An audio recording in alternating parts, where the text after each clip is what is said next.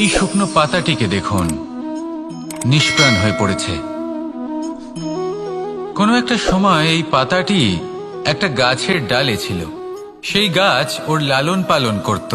যখন যখন বাতাস বইত, এই পাতায় কম্পন দেখা দিত, মনকে প্রফুল্ল করে তুলত। কোনো একদিন এই পাতা গাছের ডাল থেকে ঝরে পড়ে গেল। নিঃসন্দেহে ও নিজের স্বাধীনতা পেল, কিন্তু আস্তে আস্তে শুকিয়ে গেল, নিষ্প্রাণ হয়ে গেল। দেখুন, আমি এই কথা বলছি না যে স্বাধীনতা অনুচিত, কখনোই না। কিন্তু যে কোনো পরিস্থিতিতে স্বাধীন হতে চাওয়া এটা নিশ্চিতরূপে অনুচিত।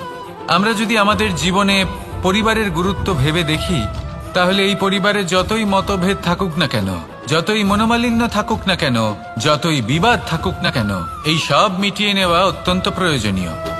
সেই সবকিছু সমাপ্ত করা অত্যন্ত প্রয়োজনীয়। কখনো এই পরিবারকে ভাঙতে দেবেন না, কখনো এই পরিবার থেকে দূরে চলে যাবেন না। এই পরিবার হলো আমাদের জীবনের একটা অমূল্য সম্পদ, অমূল্য এক আশ্রয়, যা এই সংসারে হয়তো কোথাও আপনি পাবেন না। তাই একে আগলে রাখুন। ভেবে নিন আপনি পাতা আর আপনার পরিবার সেই গাছ। আসুন আমার সাথে ভালোবেসে বলুন, রাধা রাধা। অনেক সময় আমরা জীবনে অনেক মানুষকে এমন বলতে শুনে থাকি যে আমি অসফল হয়েছি কারণ আমার সময় ভালো যাচ্ছিল না। আমি এই জিনিসটা লাভ করতে চাইছিলাম কিন্তু করতে পারলাম না কারণ আমার সময়টা ভালো যাচ্ছিল না। আমি আমার জীবনে ওই মহান কাজটা করতে চাইছিলাম কিন্তু করতে পারলাম না। কেন? কারণ আমার সময়টা ভালো যাচ্ছিল না। কিন্তু যে মুহূর্তে ভালো সময় আমার জীবনে আসবে, আমি সব কিছু প্রাপ্ত করব। এমন প্রায় প্রত্যেকেই বলেন। আসুন একটা কথা বোঝা যাক। একজন মালিকে দেখুন, সে প্রত্যেক দিন গাছের সেবা করে, তাকে জল দেয়, তার যত্ন আত্তি করে। কেন? প্রত্যেক দিন সেই গাছ ফল দেয় না। সঠিক সময় এলে তবেই সেই গাছ ফল দেয়, কিন্তু প্রত্যেক দিন মালি তার সেবা করে, তাকে যত্ন করে। শুধুমাত্র তখন করে না যখন সেই গাছ ফল দিতে সক্ষম। আর যদি মালি গাছের যত্ন প্রতিদিন না করে, তাহলে হয়তো সেই গাছ ফল দিতেই পারবে না। এটাই হলো আমাদের জন্য একটা শিক্ষা। যখন সময় আমাদের জন্য অপেক্ষা করে না, তখন আপনি সময়ের জন্য কেন অপেক্ষা করছেন? ভালো সময়ের জন্য অপেক্ষা করবেন না। ভালো এবং শুভ কর্ম দ্বারা ভালো সময়কে নিজের কাছে টেনে আনুন। নিরন্তর কর্ম করুন, পরিশ্রম করতে থাকুন। শুভ সময় আপনা থেকেই আপনার কাছে আসবে। আসুন আমার সাথে ভালোবেসে বলুন, রাধা রাধা। একে বালি বলুন, মাটি বলুন বা ধুলো বলুন, এ দিয়ে কত কিছু করা সম্ভব। এ দিয়ে আপনি নিজের বাসস্থান নির্মাণ করতে পারেন, প্রাচীর গড়ে তুলতে পারেন, অট্টালিকা নির্মাণ করতে পারেন। কিন্তু যদি এই বালিকে আপনি মুষ্টিবদ্ধ করে রাখতে চান, তাহলে তা হাত থেকে ফসকে যাবে। আপনি কখনোই একে মুষ্টিবদ্ধ করতে পারবেন না। এরকমই হয় আমাদের জীবন, আর এরকমই হয় সময়। এই মুষ্টিবদ্ধ করা বালির মতো। সময়কে আমরা বাধা দিতে পারবো না, আটকেও রাখতে পারবো না। এ হলো প্রবাহমান। জন্ম থেকে মৃত্যু পর্যন্ত এই যে সময়, তা খুবই সীমিত। আর এই সময় আমরা যেটাই করি তার দ্বারাই আমাদের মূল্য নির্ধারিত হয়। আর এই সংসার থেকে চলে যাওয়ার পরেও এই সংসার এই সব কর্মের জন্যই আমাদের মনে রাখে। তাই যদি আপনি এটা ভাবেন যে আজ যে কর্ম করার ছিল আমি না হয় কাল করে নেব, কাল আমার লক্ষ্যে পৌঁছানোর কথা ছিল আমি পরশু পৌঁছব, না, এই সময় খুব মূল্যবান, একে নষ্ট করবেন না। এই সময়কে সদ্ব্যবহার করুন, মহান হবার পথে অগ্রসর হন। একে যদি মুষ্টিবদ্ধ করে রাখার চেষ্টা করেন, এই সময় থেমে থাকবে না। আসুন আমার সাথে ভালোবেসে বলুন, রাধা রাধা। আমাদের জীবনে অনেক ধরনের ব্যক্তি এসে থাকেন। কেউ কেউ আমাদের সাথে থেকে যান, কেউ আমাদের থেকে দূরে চলে যান। কেউ ভালো মানুষ হন, কেউ খারাপ মানুষ। কিন্তু আমরা সবসময় সেই সময়টাকে নিয়ে দুঃখ প্রকাশ করি যখন আমাদের জীবনে কোনো খারাপ ব্যক্তি প্রবেশ করেন। তারা আমাদের খারাপ অনুভূতি দেন, দুঃখ দেন, কষ্ট দেন। আমরা সবাই তাকে ভালো মন্দ কথা বলি। কিন্তু কেন? এমন বিভিন্ন ধরনের মানুষ, খারাপ মানুষ, ভালো মানুষ সবার জীবনেই আসেন এবং সকলকেই একটা অমূল্য শিক্ষা দান করে যান। এবার আপনি নিজেই ভেবে দেখুন, জীবনে যখন প্রথমবার আপনি আগুন স্পর্শ করেছিলেন তখন আপনি একটা শিক্ষা লাভ করেছিলেন যে আমাকে আগুনের থেকে একটু দূরে থাকতে হবে। তারপর আস্তে আস্তে আপনি শিখলেন যে কিভাবে এই আগুনকে নিয়ন্ত্রণে রাখতে হবে। তারপর আপনি শিখলেন যে কিভাবে নিজের জীবনে তাকে প্রয়োগ করতে হবে, তা সে অন্ধকারে প্রকাশ লাভ করার জন্য হোক বা খাবার বানানোর জন্য। সেইভাবেই কোনো খারাপ ব্যক্তি যখন আপনার জীবনে আসে কোনো শিক্ষা দিয়ে যান, তার প্রতি কৃতজ্ঞ থাকুন। তার বিষয় খারাপ ভাবার বা খারাপ অনুভূতি নিয়ে থাকার কোনো প্রয়োজন নেই। সেই শিক্ষা লাভ করুন, ইতিবাচক মনোভাব নিয়ে জীবনের সামনে এগোতে থাকুন। কেউ নেই যিনি আপনাকে বাধা দিতে পারেন। আসুন আমার সাথে ভালোবেসে বলুন, রাধা রাধা। এই সংসারে অনেক অনেক এমন জ্ঞানী আছেন যারা নিজের সমস্ত জীবন জ্ঞান অর্জন করতে অতিবাহিত করেছেন। এই সংসারে এমন কোনো বেদ নেই, কোনো পুরাণ নেই, কোনো শাস্ত্র নেই, কোনো ভাষা নেই যা ওনারা জানেন না। এমন কোনো বিষয় নেই যা নিয়ে ওনারা কোনো বক্তব্য রাখতে পারবেন না। কিন্তু আমরা এই সকল জ্ঞানীকে কি ভালোবাসতে পারি? এনাদের সকলকে সম্মান করতে পারি না। কারণটা কি? দেখুন, বেদ পড়া একটি আলাদা বিষয়, বেদনা বুঝতে পারা অন্য ব্যাপার। এবং বেদনা বোঝার জন্য, সেই জ্ঞান লাভ করার জন্য আপনাকে মন থেকে করুণা এবং প্রেমের সঠিক অর্থ বুঝতে হবে। সামনের ব্যক্তির বেদনা বুঝতে হবে, তার যন্ত্রণাকে বুঝতে হবে। তারপর যে জ্ঞান আপনি অর্জন করেছেন বেদ থেকে, পুরাণ থেকে, শাস্ত্র থেকে, তা প্রয়োগ করে তার বেদনার নিবারণ করা, সেটা বেশি গুরুত্বপূর্ণ। সেই জন্য জীবনে শুধুমাত্র শাস্ত্র এবং বেদ পড়ে জ্ঞান অর্জন করতে সময় নষ্ট করবেন না। মন থেকে প্রেমের কি অর্থ সেই বিষয়ে জ্ঞান লাভ করার চেষ্টা করুন। করুণাও বুঝতে চেষ্টা করুন। একজন শ্রেষ্ঠ ব্যক্তি হয়ে উঠুন আর আমার সাথে ভালোবেসে বলুন, রাধা রাধা। একটি হাতির শরীরে কত বল থাকতে পারে সেটা আমরা সবাই জানি। একটা প্রহারেই বিশালাকার প্রাচীর ভেঙে পড়তে পারে। কিন্তু সেটা তখন হয় যখন সেই হাতির নিজের শক্তির বিষয়ে কোনো ধারণা থাকে। যদি সেই হাতিকেই বন্দি করে নেওয়া হয় তাহলে সেই হাতি তার পরাধীন থাকার অভ্যাস হয়ে যায়। এই পরনির্ভরশীলতা আমাদের শরীরকে নয়, আমাদের মনকে বন্দি করে ফেলে। আর তার পরিণাম হলো এটাই যে আমাদের নিজেদের ওপর নিয়ন্ত্রণ থাকেই না।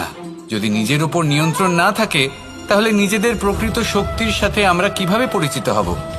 সেই জন্য এই সংসারের সবথেকে বড় আনন্দ হলো স্বাধীনতা। এই স্বতন্ত্রতাকে আনুন নিজের বিবেচনায়, নিজের চিন্তা ভাবনায়, নিজের জীবনে। কারোর কথায় প্রভাবিত হবেন না। নিজের বিবেকবোধ জাগ্রত করুন এবং এগোতে থাকুন। যখন এই বিবেচনা স্বতন্ত্র হবে তাহলে এই মন, জীবন স্বতন্ত্র হয়ে উঠবে। আর তখনই নিজের আসল শক্তি আপনার সামনে আসবে। আপনার সাহস, আপনার প্রতিভা আপনি জানতে পারবেন। তখনই জীবনে এগোতে পারবেন। তাহলে আসুন আর আমার সাথে ভালোবেসে বলুন, রাধা রাধা। এই সংসারে যে ব্যক্তিই হোক না কেন, প্রত্যেক ব্যক্তির জীবনে সমস্যা অবশ্যই আসে। এমন কিছু মানুষ আছেন, যদি তাদেরকে জিজ্ঞেস করেন যে এমনটা ঠিক কেন হলো, তাহলে পুরো দোষটা তারা নিজেদের পরিস্থিতির ওপর ন্যস্ত করেন। যে আমি তো এমন একটা পরিস্থিতিতে ছিলাম, আমি কিভাবে কিছু করতাম, আমার কাছে আর কোনো বিকল্পই ছিল না। চলুন কথা বলা যাক মহাভারত নিয়ে। ভীষ্ম পিতামহ, ওনাকে জিজ্ঞেস করা হলো আপনি এরকম প্রতিজ্ঞা কেন করলেন? উনি বললেন যে আমি পরিস্থিতির অধীন হয়ে পড়েছিলাম, সেই জন্য। এই প্রশ্নটাই যখন অর্জুনকে করা হলো তখন অন্য একটি দিক প্রস্ফুটিত হলো। অর্জুন নিজের পরিস্থিতির কারণে জীবনে কখনোই বাধা পড়েননি। তিনি সিদ্ধান্ত নিয়েছিলেন সংঘর্ষ করার, সংসারের নিয়মের বিরুদ্ধাচারণ করার। এই সংসারে আপনি যা কিছুই হয়ে উঠতে পারেন তার সমগ্র শ্রেয় শুধুমাত্র আপনার পরিস্থিতির ওপর চাপিয়ে দেওয়া যায় না। সেটা নির্বাচনের উপর নির্ভরশীল যে সেই পরিস্থিতিতে আপনি কি নির্বাচন করেছেন। যদি সেই মুহূর্তে ভীষ্ম পিতামহ স্থিরতার সিদ্ধান্ত নিতেন, বিশ্লেষণ করার সিদ্ধান্ত নিতেন যে কি উচিত কি অনুচিত, কারা ধর্মের পক্ষে কারা ধর্মের বিপক্ষে, যদি শুধুমাত্র অস্ত্র হাতে ধৃতরাষ্ট্র এবং দুর্যোধনের বিরোধিতা করতেন, যদি শুধু এটুকু করতেন, তাহলে মহাভারতের মতো মহাযুদ্ধ কখনোই হতো না। সমস্যা সবার জীবনেই আসে, কঠিন পরিস্থিতিও সকলের জীবনে আসে। সেই ব্যক্তি এগিয়ে যেতে পারেন যিনি শ্রেষ্ঠ নির্বাচন করার ক্ষমতা রাখেন। তাহলে সেটাই করুন আর আমার সাথে ভালোবেসে বলুন, রাধা রাধা।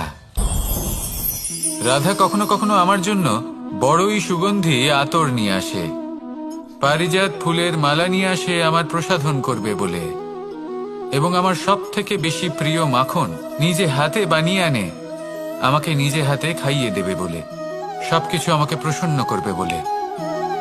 কিন্তু আপনি কখনো ভেবেছেন যে এই আতর কিভাবে বানানো হয়?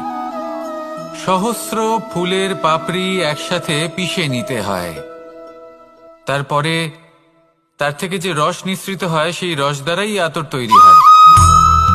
অনেক সংখ্যক ফুলকে অসীম যন্ত্রণা ভোগ করতে হয়, তবে তারা আমার প্রসাধন সামগ্রী হয়ে উঠতে পারে। দুধ থেকে মাখন তৈরি করার জন্য কতটা পরিমাণ মন্থন সহ্য করতে হয় সেটা আপনি জানেন। ঠিক সেই রকমই হলো আমাদের জীবনও। বিপদও আসে, কঠিন পরিস্থিতিও আসে, এর সম্মুখীন হতে শিখুন। মনে রাখবেন আপনি হলেন সেই দুধ যাকে মন্থন সহ্য করতে হবে মাখন হয়ে ওঠার জন্য। মনে রাখবেন আপনি হলেন সেই ফুলের মতন যাদের পিষ্ট হতে হবে সুগন্ধি আতর হয়ে ওঠার জন্য, যাকে এই সংসার পছন্দ করে। কখনো কখনো জীবনে আপনার সাথে খারাপ শুধুমাত্র এই কারণে ঘটে যাতে আপনার শ্রেষ্ঠ রূপ এই সংসারের সামনে আসতে পারে। শুধুমাত্র কঠিন পরিস্থিতি এবং বিপদকে একটা সুযোগ হিসেবে দেখার চেষ্টা করুন।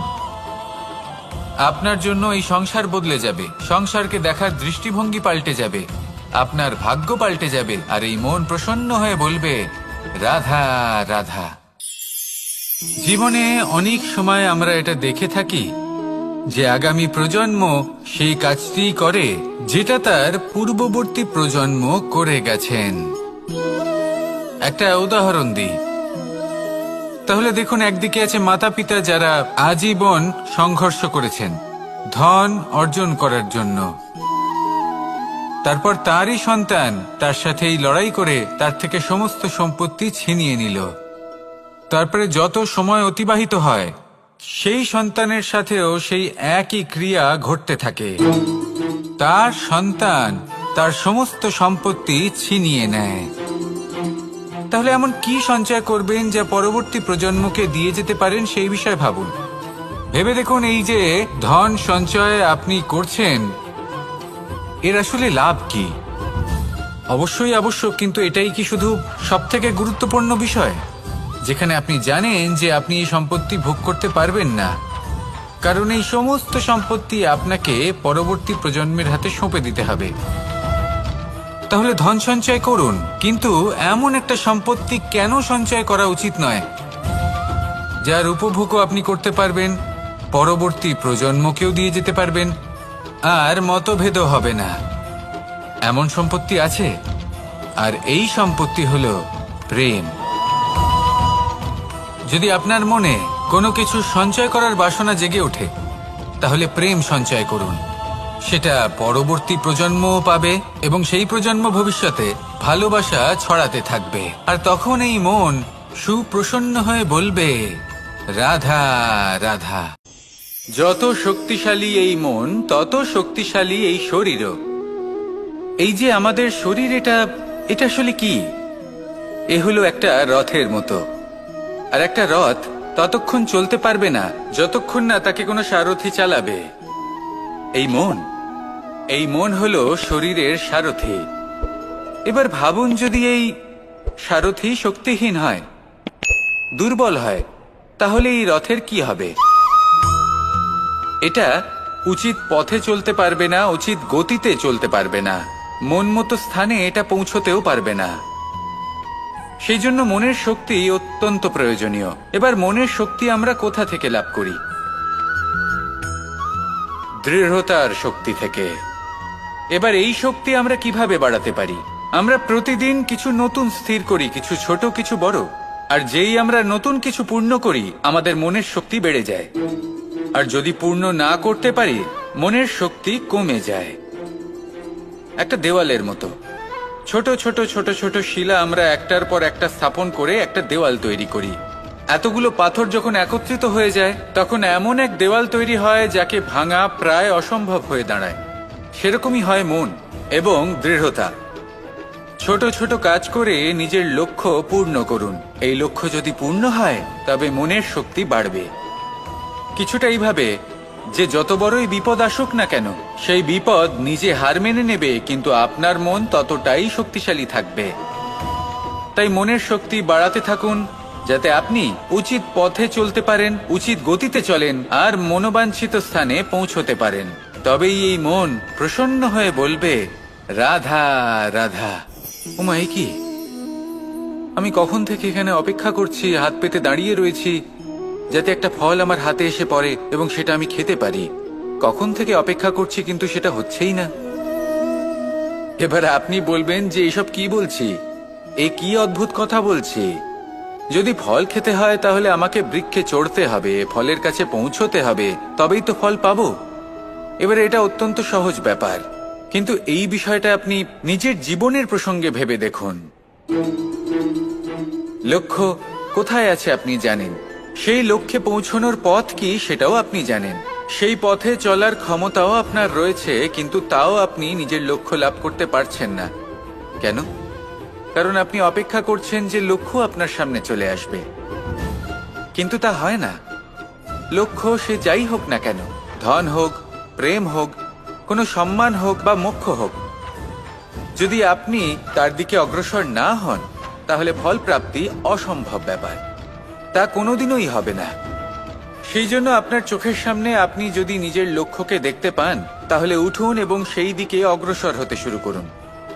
নিজের অন্তরের সকল অশুভ গুণ দূর করুন, অলসতা ত্যাগ করুন, অজ্ঞানতা ত্যাগ করে দিন এবং চলতে থাকুন। অবশ্যই মনোবাঞ্ছিত ফল লাভ করতে পারবেন। মনে রাখবেন, চলতে থাকলে তবেই লক্ষ্য প্রাপ্তি হবে। অপেক্ষার দ্বারা শুধুমাত্র মৃত্যু লাভ হবে। আসুন আমার সাথে ভালোবেসে বলুন, রাধা রাধা। প্রত্যেক প্রাণী ভালোভাবে জীবন যাপন করতে চান, এটা তাদের স্বভাবে আছে এবং ভাবাটা অনুচিত নয়। কিন্তু একটা ভালো জীবনের গুরুত্বপূর্ণ অংশ কোনটা? বসবাসের স্থান, সেই স্থান যেখানে আমরা জীবন অতিবাহিত করি। এবার মানুষ ভাবতে পারেন যে একটা ভালো বাসস্থানের অর্থ কি? সেই স্থান যেখানে সহজে জল পাওয়া যায়, যেখানে শুদ্ধ বায়ু পাওয়া যায়, যেখানে আনাজ উৎপন্ন হয়। এটা জীবনযাপনের জন্য পর্যাপ্ত বটে, কিন্তু ভালো জীবন যাপনের জন্য আরো একটা কথা আপনাকে বুঝতে হবে। সাধু, জ্ঞানী, পণ্ডিত ব্যক্তি, এই সকল মহাপুরুষ, এনাদের যে বাসস্থান তা অত্যন্ত বিশেষ হয়। এখানে এক ধরনের বিশেষ ইতিবাচক শক্তি থাকে, এমন একটা স্থান যেখানে দেবতারাও বিচরণ করেন। জীবন আমরা সবাই যাপন করি, কিন্তু জীবনের উদ্দেশ্য শুধুমাত্র জীবন যাপন করা নয়। জীবনের উদ্দেশ্য হল মুক্তি লাভ করা। আর এই সকল সাধু, জ্ঞানী, পণ্ডিত ব্যক্তি, এই সকল মহাপুরুষ আপনাকে মুক্তির পথে নিয়ে যেতে পারেন। কারণ এরা হলেন সেই মহাপুরুষ যারা নিজেদের অন্তরের বিকার, অহংকার, ক্রোধ, বিদ্বেষ এই সকল দোষগুলিকে ত্যাগ করেছেন, এদের উপর বিজয় লাভ করেছেন। এমনই একজন ব্যক্তি আপনাকে মুক্তির পথে নিয়ে যেতে পারে। প্রয়োজন হলো শুধুই এনাদের চিনতে পারা। এদের কথা বুঝতে পারা এবং এদের দেখানো পথে চলা।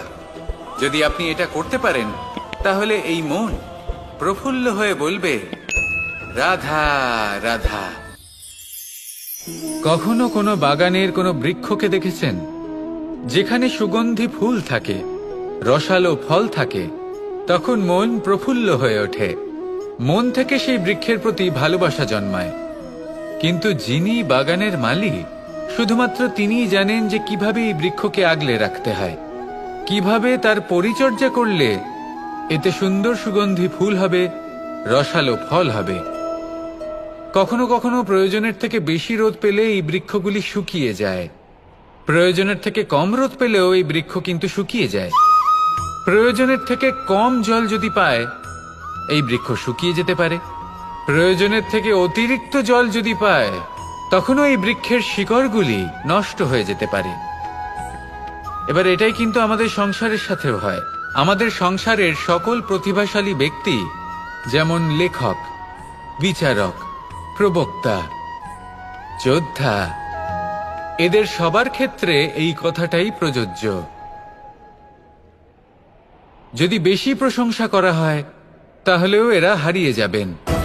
প্রয়োজনের থেকে বেশি যদি নিন্দা করা হয় তখনও তারা নত হয়ে পড়বেন।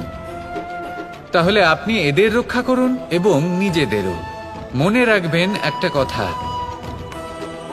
জেনে রাখুন কখন কোন নিন্দায় আপনি লজ্জিত হবেন না, আর কখন কোন প্রশংসার দ্বারা নিজের মধ্যে অহংবোধ জাগ্রত করবেন না। এই মন সুপ্রসন্ন হয়ে বলবে, রাধা রাধা। জল এ হলো জীবনের আধার পঞ্চতত্ত্বের মধ্যে একটি, আর অত্যন্ত বিশেষ। এর থেকে অনেক বড় শিক্ষা পাওয়া যায়। এই জল গন্তব্যের বিষয়ে এর স্পষ্ট ধারণা আছে। ও জানে ওর লক্ষ্য কি, আর প্রয়াস করে ততদূর সে পৌঁছেও যায়। এটি পর্বত থেকে বয়ে নিচে নেমে আসে, নদীর সাথে সমাহিত হয়ে তার সাথে বয়ে চলে, চিরসবুজ বনানী গড়ে তোলে, প্রাণীদের তৃষ্ণা নিবারণ করে, সামনে এগিয়ে চলে, মানুষের সাথে মিলিত হয়। যারা একে বাঁধের মধ্যে বেঁধে রাখতে চেষ্টা করে, সে বন্দি দশাতেও থেকে যায়, মানুষের কল্যাণ করে। তারপর বাঁধ থেকে মুক্তি পেয়ে এগিয়ে চলে, কোথাও ধাক্কা খায়, কোথাও বাধা পড়ে, কোথাও যদি পথ খুঁজে না পায় তাহলে পথ খুঁজেই নেয়, আর যেখানে পথ থাকে না সেখানে পথ বানিয়ে নেয়, আর শেষ পর্যন্ত নিজের লক্ষ্যে পৌঁছেই যায়, অর্থাৎ সমুদ্রে গিয়ে সমাহিত হয়ে যায়। আমাদেরও কিছুটা এরকমই হয়ে উঠতে হবে। যেখানেই যাবেন সকলের কল্যাণ করুন, সামনে এগোন। আপনি কোথাও পড়ে গেলে, ধাক্কা খেলে আঘাত লাগবেই, উত্থান পতন লেগেই থাকে। সামনে এগোতে থাকুন। কোথাও পথ না পেলে তা খুঁজে নিন, কোথাও পথ না থাকলে তা বানিয়ে নিন। নিজের গন্তব্যের কথা সব সময় মনে রাখুন। শেষ পর্যন্ত নিজের মোক্ষ লাভ আপনি অবশ্যই করবেন। আর আমার সাথে ভালোবেসে বলুন, রাধা রাধা। জীবনের প্রত্যেক মুহূর্ত আমাদের কিছু না কিছু শিক্ষা দেয়, নির্ভর করছে আমাদের দৃষ্টিভঙ্গির উপর। যেমন নদী হলো আমার অত্যন্ত প্রিয়, নদীতে ভ্রমণ করতে আমার খুব ভালো লাগে। কি বলেন? নদীতে সবসময় নতুন কিছু থাকে, ও পুরনো কিছুই নিয়ে বসে থাকে না, সব সময় প্রবাহমান, কখনো থামে না। ততক্ষণ থামে না যতক্ষণ না সাগরে গিয়ে সমাহিত হচ্ছে। ঠিক এইভাবেই আমাদেরও উচিত নিজের জীবন অতিবাহিত করা, নদীর মতো। প্রত্যেক মুহূর্ত নতুন, তাই সেইভাবেই জীবন যাপন করুন। পুরনো কিছুই একত্রিত করে রাখবেন না, বিগত স্মৃতির মাঝে নিজেকে হারিয়ে ফেলবেন না। এই যে বর্তমান, এই যে মুহূর্ত, সেটাই হলো সর্বশ্রেষ্ঠ। এর মাঝেই জীবন যাপন করুন, নদীর মতো প্রবাহমান হতে শিখুন। আপনি শিখে গেলে তাহলে মনে রাখবেন, আমার আপনার মাঝে বিচরণ করতে বড়ই ভালো লাগবে। যে ব্যক্তি আনন্দের সাথে জীবনের প্রত্যেকটা মুহূর্ত অতিবাহিত করে কোনো চিন্তা ছাড়াই, প্রবাহমান হয়, কখনোই থামে না, যতক্ষণ না মুক্তি লাভ করছেন, এমন ব্যক্তির মধ্যেই রাধাকৃষ্ণ বসবাস করেন। তাহলে আসুন আমার সাথে ভালোবেসে বলুন, রাধা রাধা। সূর্যের প্রকাশ, অন্ধকারকে দূর করে দেওয়া সেই মহানায়ক। এই সূর্যের প্রকাশ যখন পৃথিবীতে এসে পৌঁছয় কি হয়?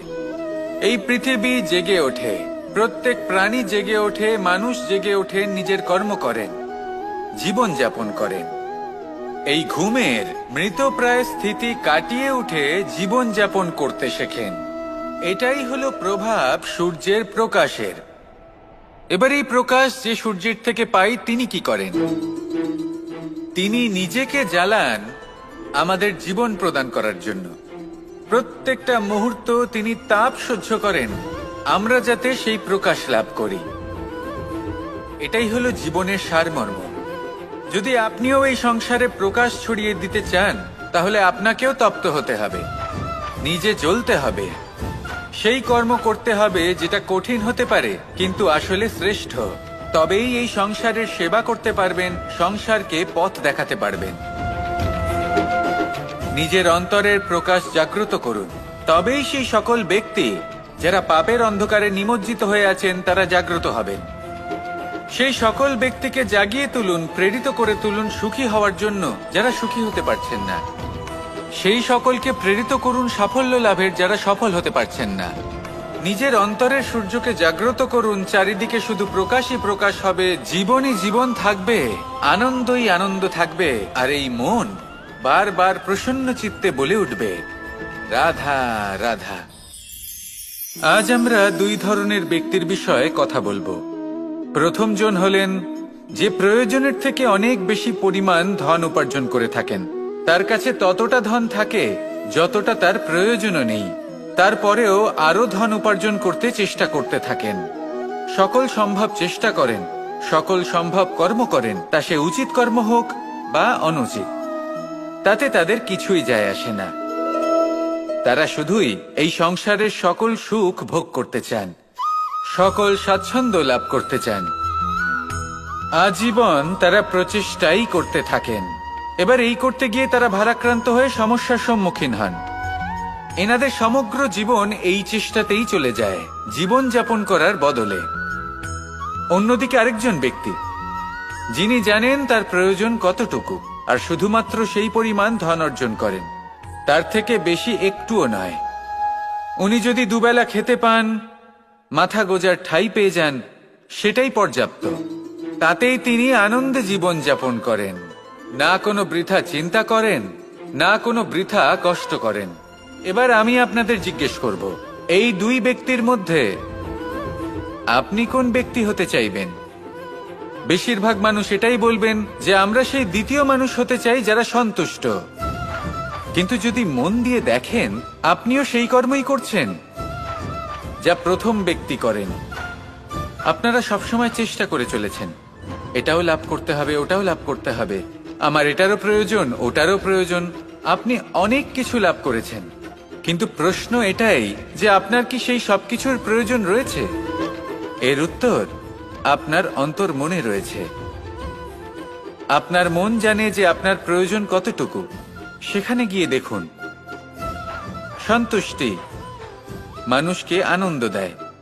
মানুষ যতটা সন্তুষ্ট হবে ততটাই সে আনন্দ লাভ করবে। এবার আপনাকে এই সিদ্ধান্ত নিতে হবে যে আপনি কখন আর কোথায় সন্তুষ্টি লাভ করবেন, কত কিছু লাভ করার পরে সন্তুষ্ট হবেন। এই উত্তর আপনি মন থেকে পাবেন। এই সমাজের চাহিদায় জড়িয়ে নিজেকে বিভ্রান্ত করবেন না। নিজের অন্তরের এই মিথ্যে অহংবোধকে প্রশ্রয় দিতে গিয়ে যদি আপনি এরকম প্রয়াস করতে থাকেন, তাহলে জীবনযাপন কখন করবেন? থেমে যান, শান্ত হয়ে যান, নিজের অন্তর মনে নিমজ্জিত হয়ে দেখুন যে সন্তুষ্টি কোথায়।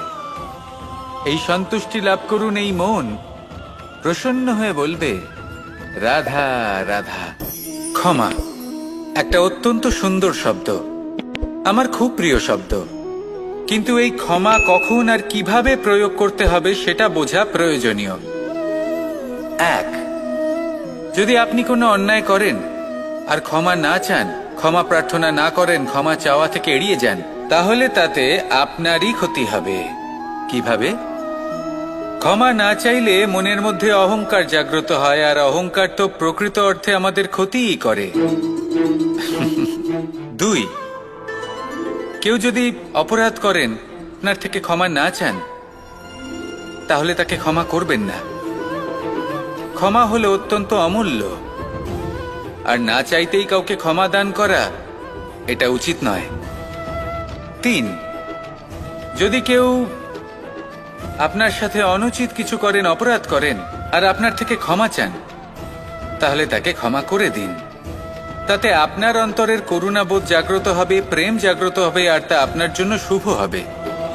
4, যদি আপনি নিজে কোনো অপরাধ করেন, তাহলে অবশ্যই ক্ষমা চাইবেন। তাতে আপনারই লাভ হবে। কিভাবে? সামনের ব্যক্তি আপনাকে ক্ষমা করুক বা না করুক, আপনার অন্তরের অহংকার ক্ষীণ হবে, আর এই মন আরো নির্মল হয়ে উঠবে। এই ক্ষমা অত্যন্ত অমূল্য, ভেবেচিন্তে একে ব্যবহার করুন, আর আমার সাথে ভালোবেসে বলুন, রাধা রাধা।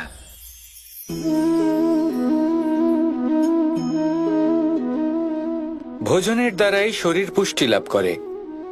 ছোটবেলা থেকে আজ পর্যন্ত যাই আপনার ভোজন হয়ে থাকুক, যাই আপনার আহার হয়ে থাকুক, সেই অনুসারেই আপনার শরীর গঠিত হয়েছে। এই ভোজন অত্যন্ত গুরুত্বপূর্ণ, সেই জন্য এর প্রত্যেক অংশকে বোঝা খুব আবশ্যক। প্রথম অংশ, যে আমরা কি গ্রহণ করছি, এই ভোজন কোন স্থান থেকে আসছে সেটা বুঝুন। দ্বিতীয় অংশ, ভোজন কে বানাচ্ছেন। এই ভোজন সর্বশ্রেষ্ঠ তখনই হয় যখন মাতার হাতে তৈরি করা ভোজন হয়। কিন্তু যদি মাতার তৈরি করা ভোজন আপনি প্রাপ্ত নাও করতে পারেন, তাহলে সেই ব্যক্তির ভোজন তৈরি করা উচিত যিনি সাত্ত্বিক। তৃতীয় অংশ, কোন স্থানে আপনি ভোজন গ্রহণ করছেন। যে স্থানে আপনি ভোজন গ্রহণ করছেন তা সাত্ত্বিক হওয়া উচিত। তাহলে অত্যন্ত গুরুত্বপূর্ণ। এবং চতুর্থ সবথেকে গুরুত্বপূর্ণ অংশ, তা হলো এই ভোজন আপনি যার দ্বারা প্রাপ্ত করেছেন, যেখান থেকে প্রাপ্ত করেছেন, যে স্থানে বসে আপনি ভোজন গ্রহণ করছেন, তার প্রতি কৃতজ্ঞতা প্রকাশ করুন এবং ভোজন পূর্ণরূপে সমাপ্ত করুন।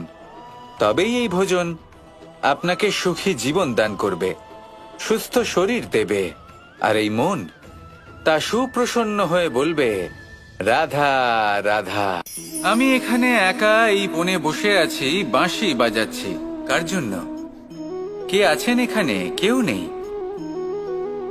আমার প্রজা, আমার রাজ্য, আমার পরিবার আমার থেকে অনেক দূরে আছেন। আমি এখানে একা এই বনে বসে এই আকাশের এই রঙের, গাছের এই সব ফলের, মাটির সুবাসের আনন্দ উপভোগ করছি। কেন? আমি হলাম দ্বারকাধীশ। এমন কি রাজকীয় বা ভৌতিক সুখ রয়েছে যে আমি ওখানে পেতে পারি না? সবকিছুই পেতে পারি, তাও এখানে বনে একা বসে আছি।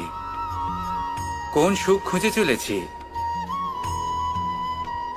একা থাকার সুখ। আমরা প্রত্যেক দিন অনেক মানুষের সাথে, চিন্তাধারার সাথে, কর্মের সাথে, পরিস্থিতির সাথে, সুখ দুঃখের দ্বারা বেষ্টিত থাকি। জীবনের এই চক্রে আমরা জড়িয়ে পড়তে থাকি। যতই আমরা এই সমস্যার সমাধান করি, আমরা ততই এতে জড়িয়ে পড়ি। আমরা এতটাই জড়িয়ে পড়ি যে যখন আমরা আয়নায় নিজেদের দেখি, তখন আমরা নিজেদের চিনতেই পারি না। এমন মনে হয় যেন আমরা নিজেদের হারিয়ে ফেলেছি। সেই জন্য প্রত্যেক দিন আপনি কিছু সময় নিজের সাথে কাটান একান্তে। এটা অত্যন্ত আবশ্যক। নিজের অস্তিত্বের গভীরে গিয়ে দেখতে শিখুন, নিজেকে বুঝুন। অদ্ভুত শান্তির অনুভূতি হবে। যেমন এই বায়ু, এই বৃক্ষ, এই পুষ্প, এই নিসর্গ, এদের মতো আপনিও কখনো একলা হতে শিখুন। কখনো নিসর্গের একটা অংশ হয়ে দেখুন। এই মন প্রসন্ন হয়ে বলবে, রাধা রাধা। বাহ, পুষ্পের সুবাস আমার খুব ভালো লাগে। অত্যন্ত সুন্দর হয় এই পুষ্প। এইভাবে চারিদিকে পুষ্প দেখে মন আনন্দিত হয়ে ওঠে। এবার আপনারা ভেবে দেখুন, আমার চারিদিকে পুষ্প নয়, আগুন আছে। তাহলে কি হবে? আমার শরীর কি জ্বলে যাবে না? অবশ্যই জ্বলবে। শরীরকে কি আগুনের তাপ সহ্য করতে হবে না? অবশ্যই সহ্য করতে হবে। এটাই হলো প্রকৃতির নিয়ম। এই নিয়ম কিন্তু আমরা সবাই জানি, কিন্তু আমাদের মধ্যে বেশিরভাগ মানুষ এই বিভ্রান্তি নিয়ে বাঁচি যে এই যে প্রকৃতির নিয়ম, তা আমার ওপর প্রযোজ্য নয়। তা কিন্তু নয়। আমাদের চতুর্দিকে এই যে নিসর্গ রয়েছে, আমরা তার কতটা ক্ষতি করি সেটা একবার ভেবে দেখুন। আমরা বনাঞ্চল জ্বালিয়ে দিই, বায়ু দূষিত করি, জল দূষিত করি, প্রাণীদের হত্যা আমরা করি। কেন? এই নিসর্গ আমরা নষ্ট করি, যদিও আমরা জানি যে আমরাও হলাম এই নিসর্গেরই অংশ। এবার দেখুন, শরীরের কোনো অংশে যদি আগুন ধরান, আস্তে আস্তে সমস্ত শরীরও জ্বলে যাবে। সেইভাবেই নিসর্গ যদি নষ্ট হয়ে যায়, তাহলে মনুষ্য জাতিও নষ্ট হয়ে যাবে। তাই এই যে নিসর্গ আপনি দেখছেন, এই পুষ্প, এই বৃক্ষ, বায়ু, জল, এদের সকলকে রক্ষা করুন, নষ্ট নয়। মনে রাখবেন, যদি নিসর্গ থাকে মানুষ থাকবে, যদি নিসর্গ থাকে তাহলেই জীবন থাকবে। আসুন আমার সাথে ভালোবেসে বলুন, রাধা রাধা। এ হলো গোলাপ ফুল। একে আমরা সকলেই চিনি। সমগ্র সংসার ভালোবাসে এই পুষ্পকে। এই ফুল দেখতেও সুন্দর। সবথেকে বেশি গুরুত্বপূর্ণ কথা হলো এর সুগন্ধ, যা দূর দূরান্ত থেকে ব্যক্তিদেরকে আকৃষ্ট করে। এই সুন্দর পুষ্প একটু মন দিয়ে দেখলেই দেখা যায় এর নিচে কাঁটা রয়েছে। এই সংসার বলে, এ প্রকৃতির কেমন রচনা, এত কোমল পুষ্প, এটা কি তীক্ষ্ণ কাঁটা সহ প্রস্ফুটিত হয়? এটাই হলো জীবনের সত্য। আমাদের অন্তরের সদ্গুণ, সেগুলিও এই ফুলের মতোই সুন্দর। সংসারের সৌন্দর্য দেখতে পায়, এর সুগন্ধ চতুর্দিকে ছড়িয়ে পড়ে। কিন্তু এই সদ্গুণ জাগ্রত করে তোলার জন্য কঠোর পরিশ্রম করতে হয়, প্রতিনিয়ত চেষ্টা করে যেতে হয়। তাই জন্য যদি আপনি জানেন আপনার পথ উচিত, কিন্তু তা কাঁটায় পরিপূর্ণ, তাহলে থামবেন না, চলতে থাকুন। একবার যদি অন্তরের সদ্গুণ জাগ্রত হয়, তাহলে এই সংসার এই সৌন্দর্য দেখবে আর সুগন্ধে আকর্ষিত হয়ে আপনার কাছে আসবে। এই মন, এই জীবন প্রসন্ন হয়ে বলবে, রাধা রাধা। আমাদের গৃহে অনেক কক্ষ রয়েছে, কিন্তু এমন কি আছে যে একটাই থাকে? আমাদের গৃহের দ্বার। এমন কেন হয়? অনেক দ্বার তো থাকতেই পারে। ভেবে দেখুন, একটা বিশাল ভবন রয়েছে, তার চতুর্দিকে অনেক দ্বার আছে। ভালোই হবে, যাতায়াত করতে সুবিধা হবে, কিন্তু এমন আমরা কেন করি না? এবার আপনি বলবেন যে এটার উত্তর তো সহজ। যতগুলো দ্বার থাকবে, ততজন দ্বারপালও থাকবে। কে কখন কোথা থেকে আসবে, কোথায় চলে যাবে, সেদিকে খেয়াল থাকবে না। চুরির সম্ভাবনাও বেড়ে যাবে। যাক, এই বিষয়ে অন্তত আপনি বোঝেন। সেই জন্য আপনার গৃহে একটাই দ্বার রয়েছে। কিন্তু আপনার মনের বিষয় কি জানেন? আপনার মনেও কি কোনো দ্বার আছে? নেই? তার মানে যে কোনো ব্যক্তি যেখান থেকে খুশি আসতে পারে, আর আপনার মনে যা খুশি প্রবেশ করিয়ে চলে যেতে পারে। কোনো বাধার সম্মুখীন না হয়ে কোনো ব্যক্তি আপনার মনে যা কিছু প্রবেশ করিয়ে চলে যাবে, তা সে আমাদের পক্ষে শুভ হোক, অশুভ হোক, বা যতই ঘাতক হোক না কেন। সেই ভাবনা হতে পারে বাসনাময়, ক্রোধে পরিপূর্ণ, মতভেদে পরিপূর্ণ, বিদ্বেষ বা অহংকারে পরিপূর্ণ, বা কোনো ব্যর্থ ভাবনা হতে পারে। বিশ্বের যে কোনো ভাবনা মনে এসে বসবাস করতে পারে। এবার মনে যা ভাবনা থাকবে, মন সেটাই অনুভব করবে। নেতিবাচক ভাবনা যদি মনে ঘর করে, মন সুখ অনুভব কি করে করবে? সেই জন্য আবশ্যক হলো মনের মাঝে ইতিবাচক সত্তার দ্বার গড়ে তোলা। অর্থাৎ কোনো ভাবনা যদি আসে এবং ইতিবাচক হয়, তাহলে তাকে মনে প্রবেশ করতে দিন। যদি তা আপনাকে আর্থিক, সামাজিক, পারিবারিক, আধ্যাত্মিক লাভ দেয়, তাহলে তাকে প্রবেশ করতে দিন। যদি না দেয়, যদি তা নেতিবাচক ভাবনা হয়, তাকে দ্বার থেকেই আবার ফিরিয়ে দিন। যত শুভ চিন্তায় থাকবে এই মন, ততই শুভ হবে আপনার জীবন। আর এই মন সুপ্রসন্ন হয়ে বলবে, রাধা রাধা।